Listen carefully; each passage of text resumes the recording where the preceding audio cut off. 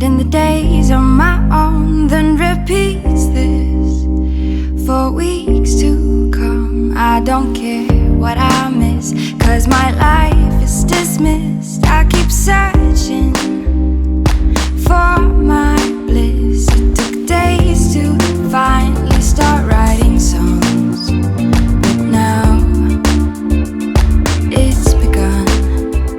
I go oh, oh, oh, oh, oh, oh, oh. I go oh, oh, oh, oh, oh. I sing along.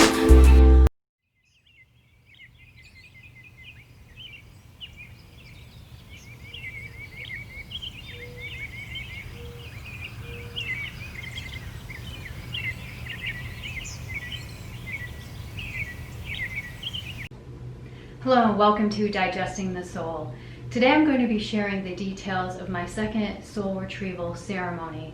Now in my first video I basically explained what a soul retrieval is and how you might determine if you require one, but in this video it's going to be more of a testimony to the types of information and guidance that can come through during one of these ceremonies.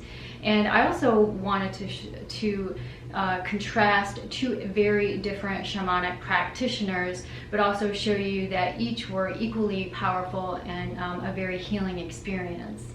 So I do deem my first soul retrieval as very successful, and it definitely had profound after effects on my life, and I really wasn't sure when or why I would ever choose to do a second one.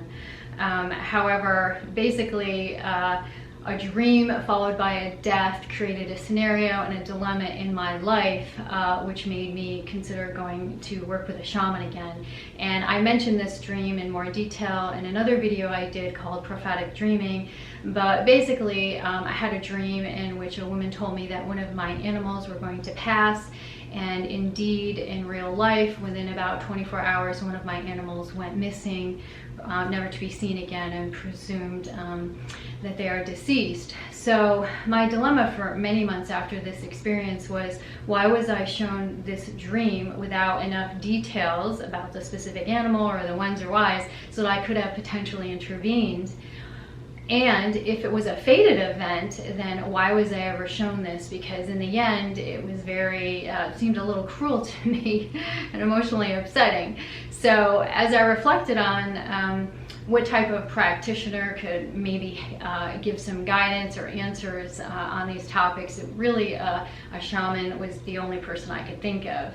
And I happened to learn about a shaman who is local to me, and she also worked with animals, so I thought she would be the perfect person. So I booked an appointment online with her. Now, one of the big differences with her is that she worked from home, and unlike the first shaman that I worked with, she was sort of like in a healing arts building with a lot of different type of practitioners.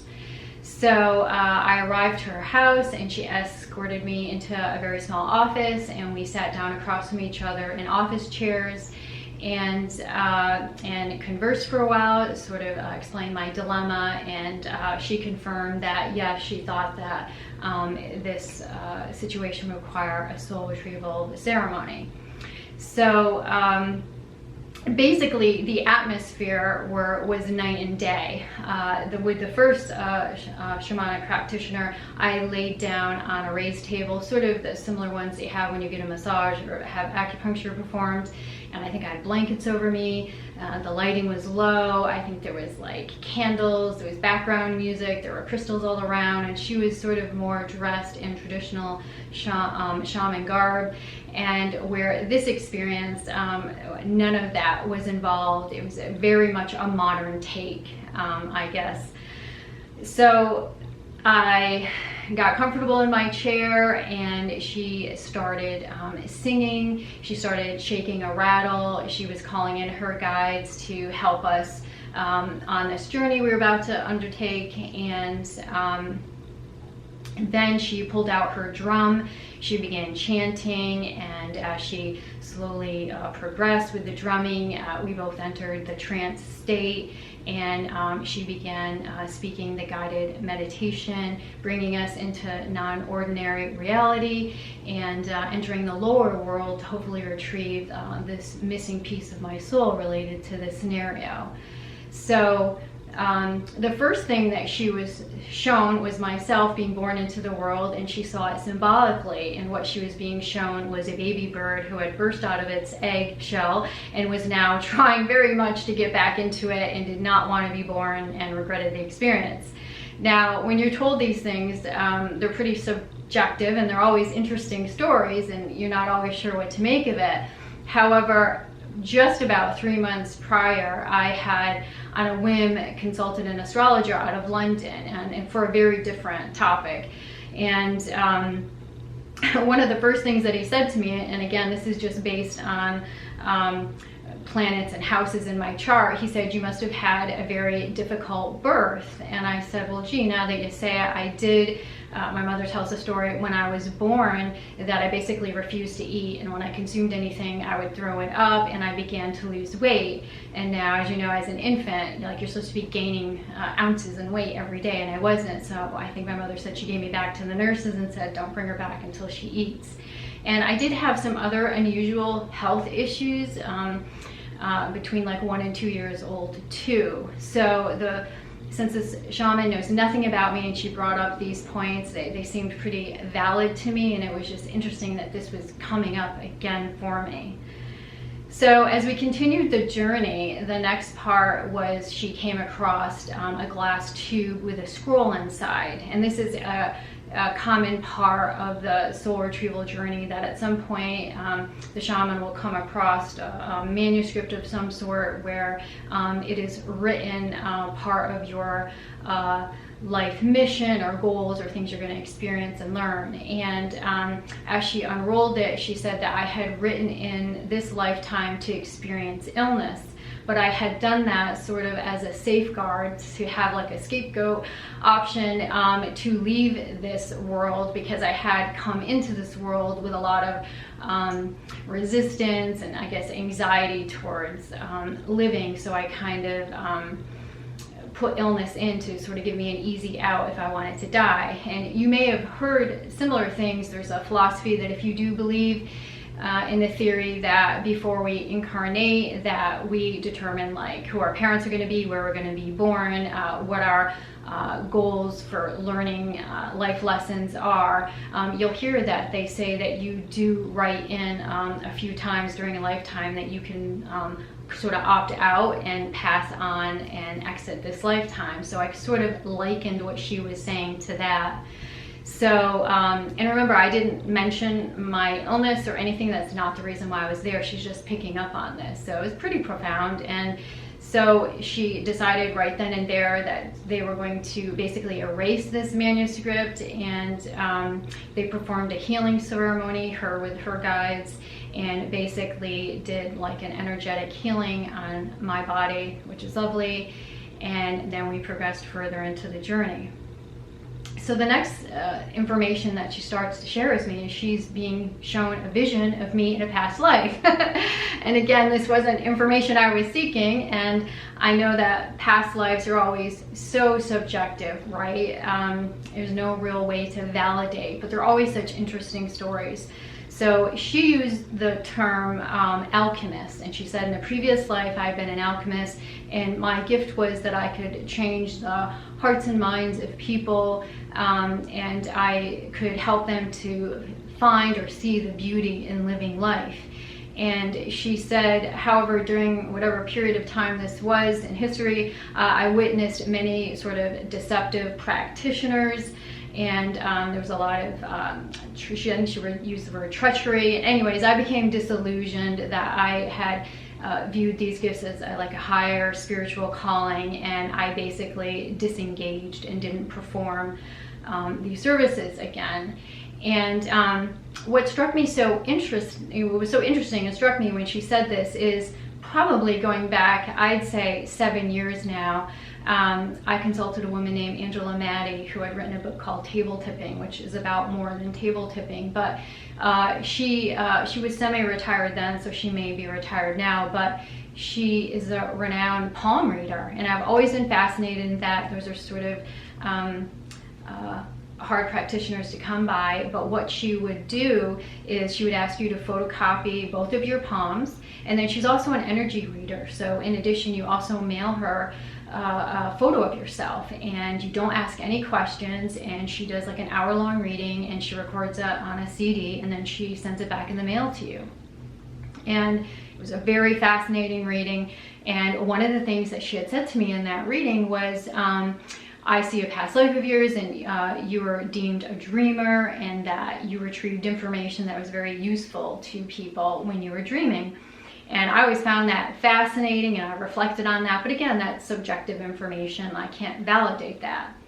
However, as I was going through the shamanic journey, I then also remembered that, and this is going back, I don't know, 15 years now. This is when I was living in the Pacific Northwest, and I had gone to see a psychic, and she, again, I was there for a very different reason, but she tapped into a past life, and she had said to me that there was a lifetime I was very psychic, and I had given a warning to the community that there was a natural disaster coming, and I guess most people didn't heed the warning, and many people died, and I guess I became like disillusioned, and I made a vow that I would never use these skills again and in any other lifetime. So really fascinating stuff. It makes a great story for sure. But so again, this shamanic practitioner knows nothing about these past readings I've had, and I wasn't really talking about past lives with her. So as we progressed further, I would say this ceremony probably lasted about 90 minutes.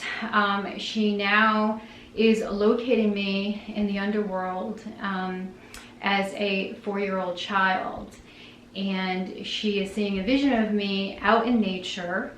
I'm singing, and I'm using my hands, and I'm performing or I'm practicing healing techniques on animals. Now, this really stunned me because no one would know this. There's only one photo that I just adore from my childhood that I've carried around with me my whole adult life. I have it framed in my house.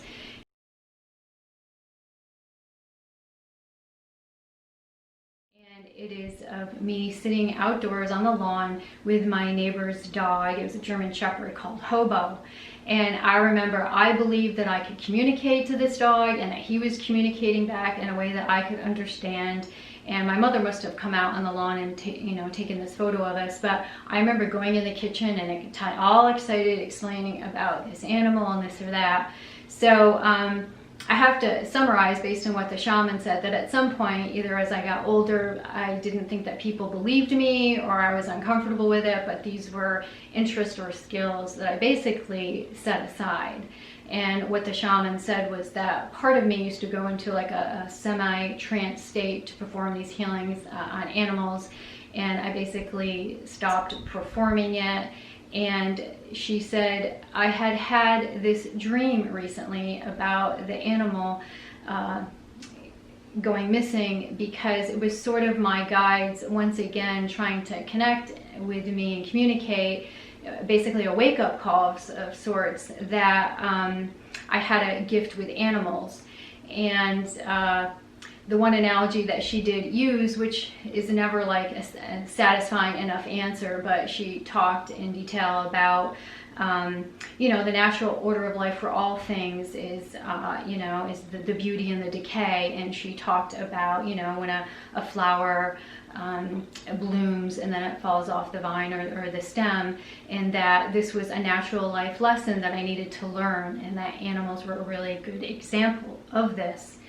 And so basically she said, my guides have been trying to communicate with me to get me to start living my mission in this life, which was basically to be an animal healer.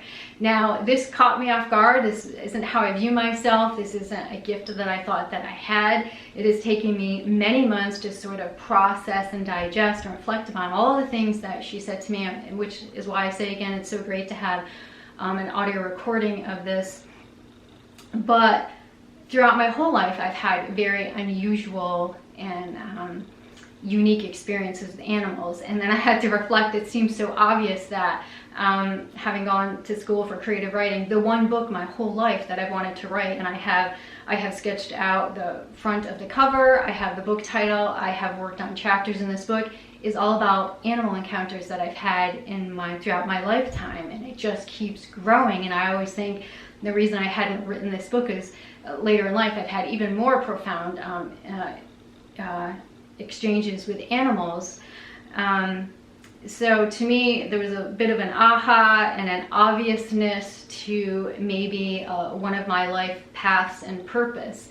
And it was, I did not expect going into this soul retrieval that I was going to learn that type of information, but it's absolutely possible.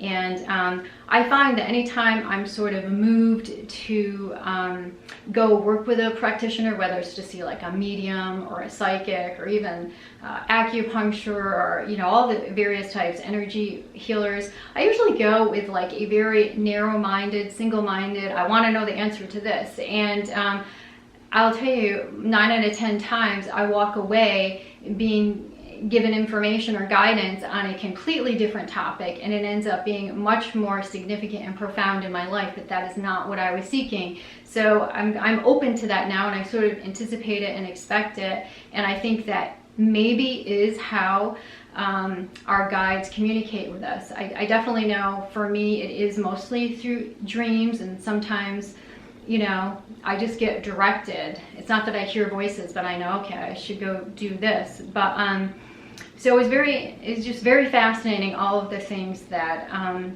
she said to me. And in the end, as I processed this, it was very useful information, because at the end of this ceremony, she sort of explained the healing gifts that I had, how to perform them, how to use my hands, how to call in my guides, how to practice on my own animals.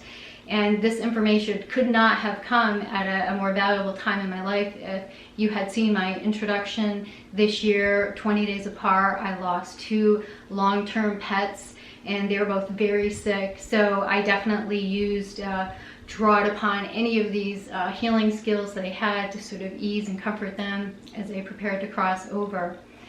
And maybe one of the other significant conclusions of having this soul retrieval ceremony performed is that up until this, I definitely had reached a point where I couldn't see that I would ever want to adopt and take in another animal in my life. It was very painful to have a pet go missing and never to be seen again unexpectedly. And but as I sort of healed from the ceremony, I realized that I did want to be open to animals, and I looked at the animals that I have had a lot of animals come into my life that needed significant type of care and healing.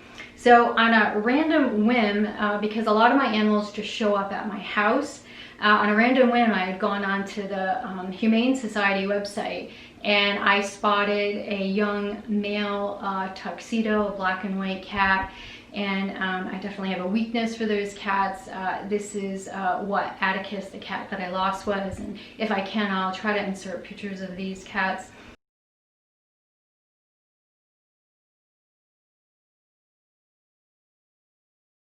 And so I clicked on him, and it said, as I read his bio, that he had had the unfortunate experience of having an animal attack, and he was brought to the shelter with gaping wounds down his spine, required surgery, and he had a cone around his head.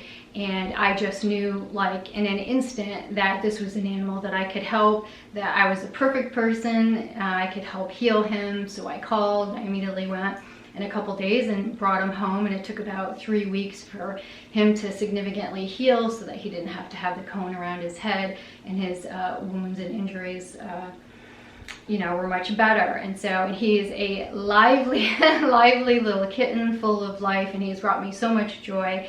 And I do believe that my cat Atticus, most likely because of the area that I live and the time of year, that he did succumb to an animal attack, either a fox or a coyote. So I thought it was very unique that I was able to find a kitten that looked so much like Atticus, and had experienced the same type of traumatic injuries. And what I hadn't really noticed at first, but the synchronicities hit me like a ton of bricks afterwards, was the day that I had gone randomly on the website and found this new kitten was the day that Atticus had gone missing. And so literally within days, I had adopted another cat. So a happy ending in the end. So I hope in the least you found these stories that I shared with you today very interesting. It is a goal of mine, obviously, to complete this book, and I have considered maybe doing short videos highlighting some of the stories I've had with these animals on my YouTube channel. So anyways, I think that's about it for this video. I hope everyone is doing very well, and I wish everyone all the best and much healing, and I will see you soon in my next video. Always dream of what you dream.